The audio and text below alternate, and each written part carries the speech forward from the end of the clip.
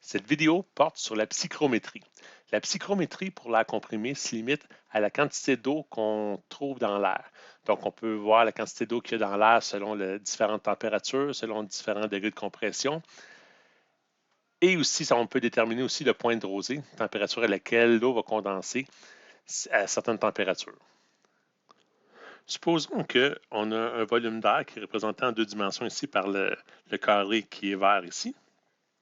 Puis on a des gouttelettes d'eau dedans qui sont en suspens, sont en vapeur, qu'on ne les voit pas, mais on les représente ici par des points bleus.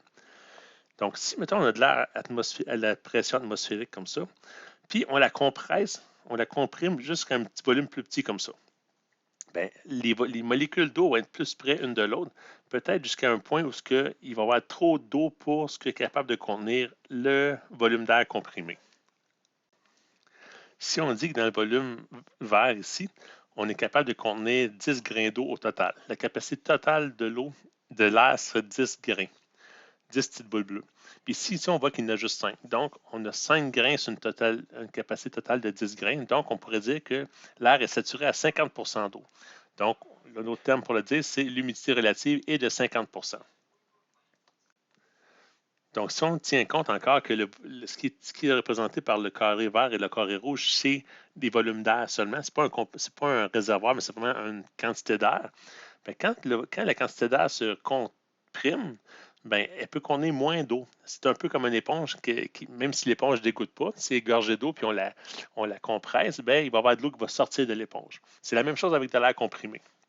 Donc, si on comprime de l'air, bien, l'excédent va tomber. Comme par exemple, si on dit que dans le réservoir pas le réservoir, mais le volume d'air ici qui est en rouge, peut-être que sa capacité totale, c'est de 3 grains d'eau qu'on peut appeler. Donc, si on comprime les 5 grains d'eau initiales dans 3 grains d'eau, ben, il va y avoir 2 grains supplémentaires qui vont devoir condenser. Ils vont sortir du volume d'air pour tomber dans le fond du réservoir, par exemple. Ou ça va faire la rosée sur le gazon, par exemple, l'été, après une nuit froide et une journée chaude. Donc, c'est ça la condensation. Fait que c'est la capacité à l'air à retenir de l'eau dans elle. Donc, si on prend un réservoir comprimé à 50 % d'humidité relative ici, puis on la comprime, il va y avoir 2 gouttes qui vont tomber, mais ce réservoir-là, pas le réservoir, mais la quantité d'air ici va être rendue à 100 % d'humidité relative parce on a tout comprimé ce qu'on pouvait comprimer, puis l'excédent a chuté en dehors de la zone d'air. Donc, dans la situation ici, on se retrouve on est saturé à 100 % d'eau, de 100 % d'eau justement, et d'humidité relative à 100 % plus 2 grains de condensé. Un grain d'eau, c'est une façon d'identifier ou de quantifier l'eau qu'il y a dans l'air. Puis un grain d'eau correspond à 0,065 ml d'eau.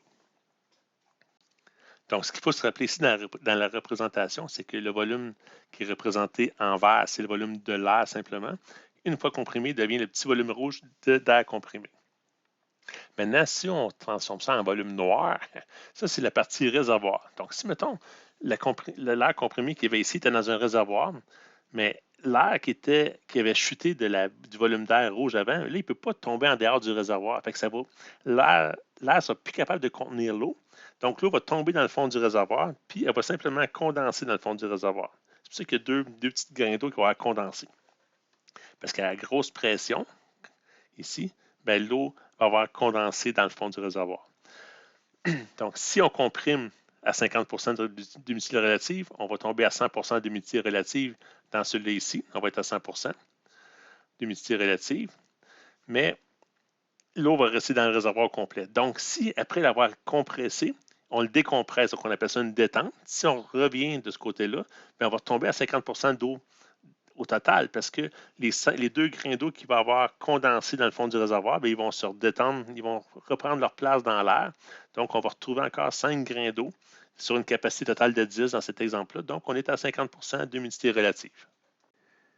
Maintenant, si on prend la même situation, mais qu'on permet au réservoir, pas au réservoir, mais aux gouttes qui vont tomber dans le fond du réservoir d'être expulsé du réservoir. Fait que si on a un petit réservoir de purge, une petite valve de purge, puis les 2 grains qui auraient tombé dans le fond, on les purge. Mais là, on passe de 50 % d'humidité relative à 100 %, mais il va manquer 2 grains au total. On est 100 % humide quand même. Donc, si on part de la partie compressée qui va être enlevée de ce condensat, puis on leur détend, puis là, on va finir avec 3 grains, parce que c'est 3 grains compressés qui retombent dans un grand volume. Donc là, on tombe à 3 grains sur une totalité de 10, donc on tombe à 30 d'humidité relative. Donc, on voit bien qu'en comprimant l'air, le réservoir devient 100 humide. Puis quand on le détend à nouveau, bien, si on était capable de purger le condensat, bien, on se trouve avoir asséché l'air.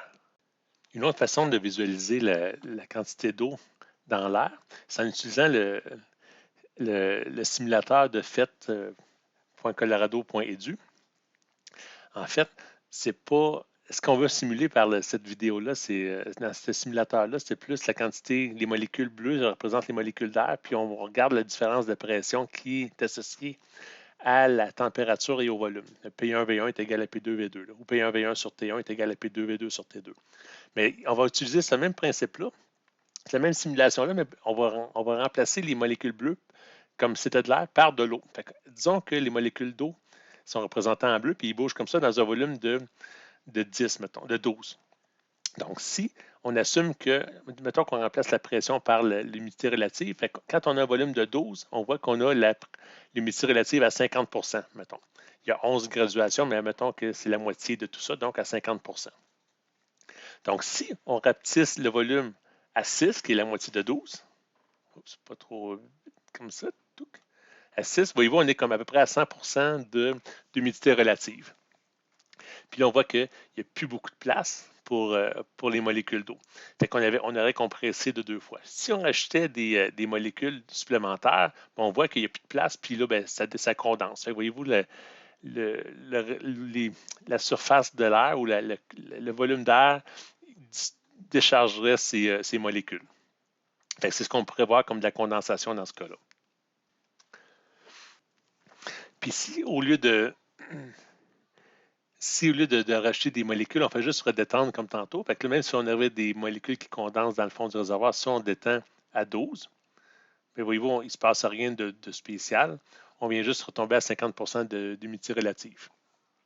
Mais si on permet aux molécules d'eau de sortir du réservoir, donc si au lieu d'aller à 6, on descend plus bas, puis je vais laisser à 6 pour partir, voyez-vous, on est à 100 d'humidité relative. Si je compresse encore plus, on tombe trop grand, plus il y a de la condensation. Fait que là, l'eau devrait sortir du réservoir. Donc, si on permet au réservoir d'évacuer son condensat, on tombe à une pression à une humidité relative plus basse. Puis si on vient au même 12 de volume qu'on avait tantôt, 12, ici, on voit que l'humidité relative qui était à 50 est rendue maintenant plus basse, à 30 par exemple. Donc, c'est une autre façon de visualiser ce qui peut se passer. Là, on a vu comment que la pression peut affecter la capacité de l'air à retenir de l'eau dans elle, mais il y a aussi la température. Donc, si pour un même volume comme ça, on refroidit l'air, l'air va être moins capable de contenir de l'eau dedans elle. Là, c'est l'inverse de la simulation pour la chaleur, là, pour la pression, mais pour l'humidité, c'est relatif, c'est l'inverse. Donc, plus qu'on refroidit un réservoir, mais plus qu'on refroidit, l'air est moins capable de retenir de l'eau. C'est carrément ça qui se passe l'été quand il y a de la rosée. Si, mettons, vous avez une température chaude le jour, puis c'est quand même assez humide, mais il ne mouille pas nécessairement. Mais quand le soir, la température ou la nuit, la température chute en bas d'une certaine température, l'eau devient sursaturée, l'air devient sursaturé en eau, puis l'eau va condenser, donc elle va faire de la rosée sur le sol. À la température à laquelle ça se passe, ça s'appelle le point de rosée. Donc, le point de rosée est important à comprendre. C'est ça qui va nous dire à quelle température ça va condenser. Mais pourquoi qu'on parle de psychrométrie? Pourquoi c'est important? En fait, le but premier, c'est d'éviter puis contrôler la condensation. Pourquoi qu'on veut contrôler la condensation? C'est que dans un réservoir ou dans un système, mettons qu'on a un compresseur qui vient remplir un réservoir, mais le réservoir va être possiblement à 100 de degré d'humidité. C'est sûr que si on met un assécheur ou un aftercooler ici, ça va aider à réduire l'humidité dans le réservoir. Mais supposons qu'on est 100 humide ou pas mal humide, après ça, quand on distribue l'air comprimé, l'air comprimé va être toujours à 100 humide. Fait que ça se peut qu'on ait un point de rosée, par exemple, je ne sais pas, mettons, à 15 degrés Celsius. Donc, ça veut dire que si dans l'environnement où l'air comprimé se promène, on descend à 15 degrés Celsius ou en dessous, ben, on va avoir de l'eau qui va se former dans la tuyauterie. Fait que ça peut causer plusieurs problèmes. Ça peut faire de la rouille si la tuyauterie est pas, a permis de la corrosion, comme si c'est en acier noir. Donc, il faut faire attention à ça. Ça peut aussi amener des gouttelettes dans des systèmes dont ça peut l'engorger. Ça peut peut-être faire des bouchons d'eau ou de glace si la température du point de rosée est sous le point de zéro. Donc, aussi, ça peut être pour savoir la quantité d'eau à traiter. Parce que quand on compresse de l'eau dans un compresseur, bien, évidemment, il va y avoir de l'eau qui va tomber. Puis l'eau, bien, va être mélangée possiblement avec de l'huile. Donc, ce n'est pas une eau qu'on peut rejeter dans les égouts. Il faut le traiter. Fait que il va y avoir une vidéo qui va partir sur le traitement des condensats. Mais il faut savoir, le traitement de condensat, est-ce qu'on compresse beaucoup, beaucoup d'eau ou pas beaucoup? Ou qu'on produit beaucoup d'eau ou pas? C'est important de le savoir. Aussi, ça peut être important de savoir on peut assécher l'air de cette fonction-là. On peut peut-être dire on va surcompresser, par exemple, un système d'air pour, au lieu d'avoir un point de rosée, par exemple, à 15 degrés Celsius, on peut dire on peut l'abaisser à moins 10 degrés Celsius, le point de rosée. Donc, si c'est ce qu'on veut, bien, à quelle compression il faut amener l'air pour avoir le point de rosée qu'on souhaite. Aussi, ça peut être bon pour choisir le bon compresseur. Parce qu'un compresseur, ce que ça fait, c'est que ça prend un grand volume d'air à pression atmosphérique, comme c'est ici, puis ça le comprime dans un petit volume d'air, comme ça. Donc, pour sélectionner le compresseur, il faut savoir quelle quantité d'air initialement il y a besoin pour avoir le bon volume et la bonne pression ici.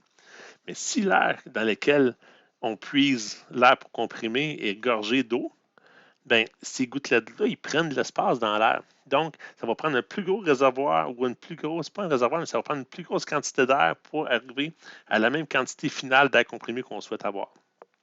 Ça ne fait pas une super grosse différence, mais si votre sélection est basée sur des critères vraiment stricts ou serrés, bien, il faut en tenir compte.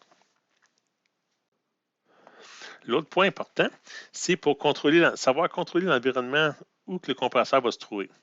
Donc, si on sait, avec ce qu'on vient de dire au point précédent, que plus que l'air qui rentre dans le compresseur est gorgé d'eau, plus que ça va demander d'air pour le compresseur pour arriver à ce qu'on souhaite avoir comme dimension finale d'air comprimé, bien, on veut un environnement qui soit quand même assez sec.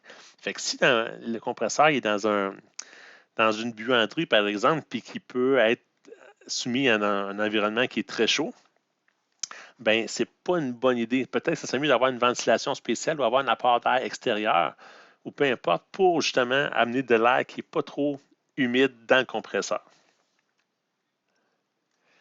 Il y a aussi la chaleur qui rentre dans le compresseur qui est important. Donc, pour savoir contrôler l'environnement du compresseur, c'est important d'avoir une bonne ventilation parce que l'air chaud va vraiment demander un plus grand volume d'air pour comprimer un volume final. Mais ça, on va le voir dans une vidéo, une vidéo qui va partir sur l'environnement des compresseurs. Un autre point pour savoir pourquoi c'est important de tenir compte de la psychrométrie, c'est pour protéger les équipements ou le procédé. C'est que si un équipement qui est sensible à l'humidité, puis qu'on ne tient pas compte de l'humidité qui se trouve dans l'air ou qui peut s'infiltrer dans le système d'air comprimé, bien, on peut vraiment nuire. On peut faire rouiller prématurément ou briser les équipements vraiment de procédé. Mais aussi, il y a peut-être le procédé comme tel aussi. Si vous faites des patates chips, puis vous voulez rentrer de l'air dans vos sacs de chips pour les gonfler, puis l'air est humide, bien, les patates peuvent être plus molles quand ils vont arriver chez le client. Donc, les procédés eux-mêmes peuvent demander un degré d'humidité plus sec que la normale. Il y a un principe qu'on va voir dans une autre vidéo, mais c'est s'il y a une fuite, mettons qu'il y a une conduite d'air comprimé, puis dans la conduite, il y a une fuite. L'air comprimé va sortir, mettons, comme c'est ici. L'air sort comme c'est ici. Mais si l'air est sec à l'intérieur du conduit, mettons qu'on est à 10 de degré d'humidité, puis si on est à 50 à l'extérieur, bien même si l'air sort, l'humidité va vouloir rentrer dedans. On appelle ça le principe des pressions de vapeur qui doivent s'équilibrer. On va le voir dans une autre vidéo, mais tout ça, c'est pour dire que la psychrométrie rentre en ligne de compte là-dedans aussi.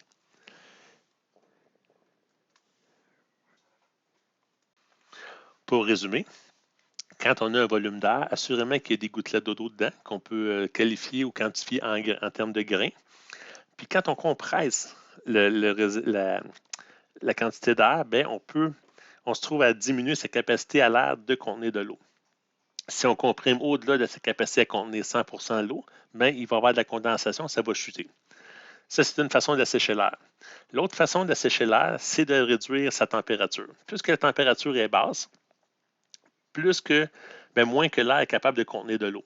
Puis à la température où l'eau va commencer à condenser, ça s'appelle le point de rosée. Ça, vous pouvez le voir aussi dans les climatiseurs. L'été, quand vous avez un climatiseur sur le bord de la fenêtre et il fait chaud, bien, vous voyez que l'eau dégoûte du climatiseur, bien, c'est carrément juste l'air frais qui n'est pas capable de contenir autant d'eau. Donc, dans le climatiseur, bien, l'eau s'évacue. Donc, il faut prévoir un drain ou une façon de dégoûter l'eau sans endommager la structure. Bien, j'espère que c'est clair.